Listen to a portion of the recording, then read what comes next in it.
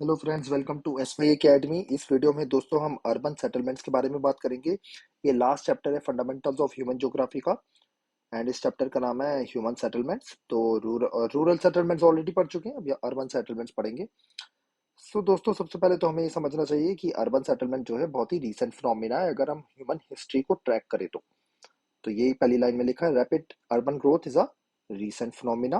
Until recent times, few settlements reached the population size of more than a few thousand inhabitants. तो मतलब ये कह रहा है कि कुछ ही ऐसे सेटलमेंट्स हुआ करते थे जिसमें थाउजेंड से ज्यादा वो होती थी साइज। अदरवाइज वेल डिस्ट्रीब्यूटेड रहते थे ह्यूमन बींग्स, राइट। साथ साथ में आपको ये भी याद रखना चाहिए, डेथ रेट बहुत ज्यादा था। डेथ रेट पे कंट्रोल पाया गया in last 200 years। The first urban settlement to reach a population of 1 million, 1 million मतलब 10 lakh, was the city of London by around 1810। तो 1810 में लंदन में 10 लाख लोग रहते थे। पर हैरान रह जाएंगे आप कि 1982 तक 175 ऐसे सिटी बन गए जहाँ पे 10 मिलियन लोग, सॉरी 1 मिलियन लोग या 10 लाख लोग रहा करते थे। Presently 50% of the world population lives in urban settlements. और 1800 में से 3% रहती थी। अब जो है वो 54% रहती है, ठीक है। तो पहली बात कि अर्बन ग्रोथ जो है, अर्बन जो सिटीज बनते जा रहे हैं, रिसेंट फिनोमेना है। पहले के टाइम में बहुत ही कम सिटीज होते थे, उनका क्राइटेरिया बहुत ही अलग होता था। और अगर आप देखो तो आज सबके क्राइटेरिया अलग अलग है, सब कंट्रीज के क्राइटेरिया अलग अलग है कि अर्बन सेटलमेंट्स होते क्या है। पर उनके अगर क्राइटेरिया मान लिए जाए तो 54% वर्ल्ड की पॉपुलेशन आज सिटीज में रह रही है या अर्बन सेटलमेंट्स में रह रही है। सिटीज गलत वर्ड है, अर्बन सेटलमेंट बेटर वर्ड है, क्योंकि सिटीज भी मल्टीपल क्लासिफाइड होते हैं दोस्तों, मेगा सिटी, ये वो है ना, टाउन। तो urban settlements is a better word, ठीक है। ऐसे ही विलेज बोलना सही नहीं है, रूरल सेटलमेंट बेटर वर्ड है, क्योंकि उनके अंदर काफी कुछ कैटेगरी आती है। तो percentage of world population living in urban areas 3% 1800 में थे, 1900 में 14%। आप अगर 2001 देखो तो 48%। इतना तेज राइज है ना। 2017 में 54%। तो ये एक चीज है। तो अर्बन अर्बन सेटलमेंट्स में मल्टीपल परसेंटेज ऑफ लोग बढ़ते जा रहे हैं। तो और प्रिडिक्शन ये है यूएन का कि 2050 तक 2/3 ऑफ वर्ल्ड पॉपुलेशन, ठीक है, 2/3 अर्बन सिटीज में या अर्बन सेटलमेंट्स में रह रही होगी। 2/3 मतलब 66.6%, बहुत बड़ी बात है। अब देखो दोस्तों, मैं हमेशा वर्ड यूज कर रहा हूँ urban settlements, cities, towns, notified towns, ये सब वर्ड क्यों नहीं यूज कर रहा, आपको क्लियर होता जाएगा जब हम क्लासिफिकेशन पढ़ेंगे। तो क्लासिफिकेशन ऑफ अर्बन सेटलमेंट्स जो तो दोस्तों देखते हैं सबसे पहले कि डेफिनेशन ऑफ अर्बन सेटलमेंट्स अलग अलग कंट्री में अलग अलग है। Some of the common basis of classification क्या क्या है वो हम यहाँ पे देखेंगे। Some of the common basis of classification of urban, कि अर्बन एरिया है क्या, है ना। अगर आपसे पूछा अर्बन एरिया है क्या, तो भारत में अलग क्राइटेरिया है, वेनेजुएला में अलग, यूएसए में अलग, यूएई में अलग, अलग कंट्रीज में अलग अलग है। और वो किस बेसिस पे डिवाइडेड है, generally criteria, population, occupational structure, कि आप क्या काम करते हो, और एडमिनिस्ट्रेटिव सेटअप, कि आपका सिटी किस तरीके का सिटी है, टाउन सिटी है, मिलिट्री सिटी है, स्ट्रेटेजिक सिटी है, इंडस्ट्रियल सिटी है, इसके बेसिस पे है ना। तो वो हम पढ़ेंगे। तो पॉपुलेशन साइज एक बहुत ही इंपॉर्टेंट क्राइटेरिया जिसके बेसिस पे काफी कंट्रीज अपने अर्बन एरियाज डिफाइन करते हैं, ठीक है। It is an important criteria use by many countries to define urban areas, ये लिखा है। lower limit for a population, lower limit of the population size for a settlement to be designated as urban area, मतलब कम से कम population इतनी होनी चाहिए तभी उसको अर्बन एरिया माना जाएगा। ये अलग अलग कंट्रीज में अलग अलग है, जैसे 1500 कोलंबिया में, 2000 अर्जेंटीना और पोर्चुगल में, 2500 यूएसए में, और थाईलैंड में भी 5000, भारत में आपके 30,000, जापान में मतलब 30,000। अगर आपका पॉपुलेशन होगा साइज तभी अर्बन एरिया माना जाएगा जापान में, अदरवाइज नहीं। Besides size of population, density भी देखी जाती है। डेंसिटी का मतलब है कि पर स्क्वायर किलोमीटर में कितने लोग रह रहे हैं।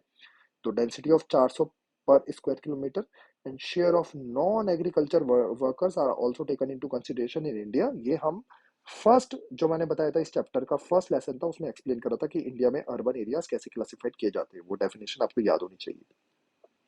Countries with low density of population may choose a lower number as the cutoff figure compared to densely populated countries। आप हैरान रह जाएंगे कि डेनमार्क, स्वीडन और फिनलैंड, ठीक है, इन कंट्रीज को क्या कहते हैं, बाल्टिक या नॉर्डिक, क्या कहते हैं, कमेंट सेक्शन में लिखिए। स्वीडन, डेनमार्क, फिनलैंड में all places with a population of 250 person are called as urban. सिर्फ 250 पर्सन अगर रहते हैं तो उसको urban. Minimum population for a city is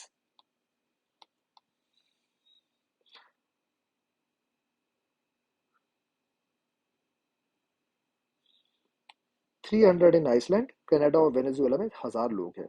ठीक है, तो ये मिनिमम पॉपुलेशन है, minimum population for a city. ठीक है। और डेनमार्क और स्वीडन फिनलैंड का हमने पढ़ लिया कि ऑल प्लेसेस जिसमें पॉपुलेशन, ऑल प्लेसेस दोस्तों, ऑल प्लेसेस अलग अलग क्राइटेरिया है कि अगर 250 से ज्यादा होंगे तो वहां पे डेनमार्क स्वीडन फिनलैंड में तो अर्बन एरिया मान लिया जाएगा। लेकिन मिनिमम पॉपुलेशन अगर कनाडा में और वेनेजुएला में 1,000 है और भी क्राइटेरिया मैच करते हैं तब वो अर्बन एरिया माना जाएगा। ठीक है, ये आपको अंग्रेजी के शब्दों को से क्लियर हो जाना चाहिए। ऑक्यूपेशनल स्ट्रक्चर देखते हैं। In some countries such as India the major economic activities in relation to the size of the population is designating in designating a settlement as urban are also taken as criteria. मतलब आपकी economic activity, आप काम क्या करते हो भाई, उसके basis पे ये देखा जाएगा कि अर्बन हो या नहीं हो। सिमिलरली इटली में भी ये देखा जाता है कि आप अर्बन तभी हो जब आपकी 50% पॉपुलेशन जो है of its economically productive population. Economically productive का मतलब है वो वाली पॉपुलेशन जो काम कर सकती है, मतलब ना तो वो बच्चा हो ना वो बूढ़ा हो। ठीक है, ऐसा भी ना हो वो बच्चा हो, स्कूल में जाने वाला बच्चा हो, स्कूल में जाने वाले बच्चे को नहीं माना जाता, सिर्फ अडल्ट पॉपुलेशन। दोस्तों अडल्ट पॉपुलेशन भारत में क्या है, या वर्किंग पॉपुलेशन भारत में क्या है? अगर मेरा कोई यूपीएससी स्टूडेंट देख रहा है ये, तो वो आंसर लिखे। 12th क्लास वाले से मैं एक्सपेक्ट ये नहीं कर रहा। तो Bharat, if more than 50% of economically productive population is engaged in non agriculture pursuits, तभी माना जाएगा कि वो अर्बन है। भारत में 75% है, मतलब 75% आपकी अगर वर्किंग पॉपुलेशन या economically productive population non agriculture activity कर रही है ना, तभी अर्बन माना जाएगा उस एरिया को, वरना नहीं। वरना साइज तो भारत में हर किसी के इतने बड़े बड़े साइज है, विलेजेस वगैरह बहुत बड़े बड़े साइज के है ना दोस्तों। विलेजेस, सेमी विलेजेस, बहुत कैटेगरीज है। ठीक है, एडमिनिस्ट्रेशन भी देखा जाता है। Administrative setup is a criteria for classifying a settlement as urban in some countries. For example in India a settlement of any size is classified as urban if it has a municipality या cantt area हो या notified area council हो। Similarly Latin America की countries such as Brazil and Bolivia, any any administrative settlement is considered as urban irrespective of its population size. तो अगर वो administrative centre है, मतलब वहाँ पे सरकार का कोई बड़े बड़े कार्यालय है, सरकार अगर वहां से चलती है, तो उनको अर्बन बोला जाएगा, भले ही वहाँ पे पॉपुलेशन कुछ भी हो, इकोनॉमिक कोई भी जॉब करते हो, डजेंट मैटर, है ना। तो भारत में भी ऐसा ही है कि settlement of any size is classified as urban अगर वो म्यूनिसिपैलिटी है या कैंट, मतलब या तो मिलिट्री रहती है या नोटिफाइड एरिया काउंसिल है। ठीक है दोस्तों, लास्ट चीज location. Location of urban centers is examined with reference to their functions। ठीक है, ये दूसरा टॉपिक है, इसको हम थोड़ा सा देखते हैं। Location of urban center is examined with reference to their function. For example, the sitting requirements of a holiday resort are quite different from that at industrial town, a military center or a seaport। तो सब अलग अलग तरीके की, ये सबकी अलग अलग रिक्वायरमेंट्स है। ये समझाया जा रहा है कि हॉलीडे रिसोर्ट की रिक्वायरमेंट इंडस्ट्रियल टाउन से बिल्कुल अलग है। Strategic towns required sites offering natural defence, otherwise strategic town तो कहे ही नहीं जाएगा अगर वो बिल्कुल ही ओपन है। ऐसे ही माइनिंग टाउन में इकोनॉमिकली वैल्यूएबल मिनरल्स होने चाहिए, वरना तो माइनिंग टाउन कहलाएगा ही नहीं। Industrial town generally need local energy supplies या रॉ मटेरियल होना चाहिए। एनर्जी सप्लाई नहीं है तो वो क्या इंडस्ट्रियल टाउन कहला जाएगा। ऐसे ही टूरिस्ट सेंटर वो जगह कही जाती है जहाँ सीनरी वगैरह हो, है ना। आप ऐसा कोई जगह चले जाइए जहाँ पे कुछ सीन वगैरह ही नहीं है, कुछ देखने का ही नहीं, तो वो टूरिस्ट डेस्टिनेशन थोड़ी ना कहले जाइए। या तो वहाँ पे कोई रिलीजियस प्लेस हो, या राइट अट्रैक्टिव सीनरी हो, राइट। जैसे कुशीनगर है, तो कुशीनगर में एक बुद्धा की डेथ हुई थी, तो वहाँ पे काफी सारे बुद्धिस्ट पिलग्रिम्स आते हैं उन जगहों पे, क्योंकि वो पिलग्रिमेज प्लेस है। ऐसे या तो मैरीन बीच हो, स्प्रिंग विद मेडिसिनल वाटर या हिस्टोरिक रिलिक्स हो, जो मैंने अभी अभी को समझाया, या तो पोर्ट्स हो। ठीक है, तभी वो अट्रैक्टिव बनते हैं, अदरवाइज कौन आएगा वहां पे, है ना। तो टूरिस्ट सेंटर्स वो तभी होते हैं। तो लोकेशन ऑफ अर्बन सेंटर्स उनके फंक्शन के बेसिस पे डिटरमाइन की जाती है, ये समझा जा रहा है। Locations of the earliest urban settlements were based on the availability of water, building materials and fertile land। पानी होना चाहिए था, बिल्डिंग मटेरियल या फर्टाइल लैंड, और फर्टाइल लैंड है ना, जैसे हड़प्पा सिविलाइजेशन में है ना, पानी होना पास में, बिल्डिंग मटेरियल्स, वो अर्ली अर्बन अर्बन सिटीज थे, आपको याद होना चाहिए, अर्बन सेटलमेंट्स थे हड़प्पा, है ना।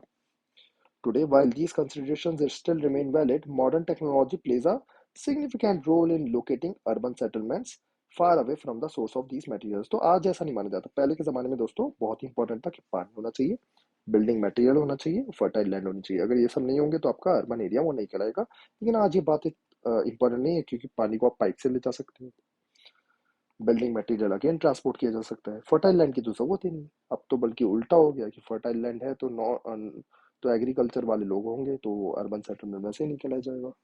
ठीक है। तो modern technology plays a significant role in locating urban settlements away. Pipe water can be supplied to a distant settlement. Building material can also be transported from long settlements, from long distances. Apart from the site, the situation plays an important role in the expansion of towns. ये situation क्या है? आपका city पूरा का पूरा अगर capture हो गया, जगह ही नहीं है, तो टाउन तो एक्सपेंड करने ही पड़ेंगे, जैसे Delhi, NCR, Mumbai. The urban centers, which are located close to an important trade route, have experienced rapid development.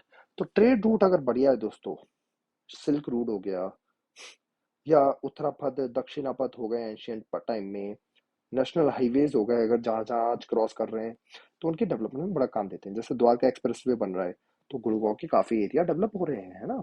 ऐसी अलग अलग एक्सप्रेसवे, नेशनल हाईवे जहाँ बनते हैं वो एरिया डेवलप हो जाते हैं। तो इसके बेसिस पे भी काफी सारे आपके अर्बन टाउन्स बनते हैं। अगर आपकी अच्छी लोकेशन है, देखो अगर रिलीजियस प्लेस है कुछ, तो वो भी टाउन बन जाता है ना। इसके मैंने एग्जांपल दिया हरिद्वार, इसके एग्जांपल भरे पड़े हैं पूरे भारत में, है ना। मसूलीपट्टनम, ममल्लापुरम, है ना, सब विलेजेस तो है ना, ऐसे काफी सारी जगह टाउन्स हैं, राइट। पूरी पूरी देख लीजिए आप, पूरी उड़ीसा में है ना, अगेन टाउन। तो ये चीजें नेक्स्ट लेक्चर में हम देखेंगे, ये फंक्शंस ऑफ अर्बन सेंटर्स क्या होते हैं, और बाकी चीजें कवर करेंगे। Thank you.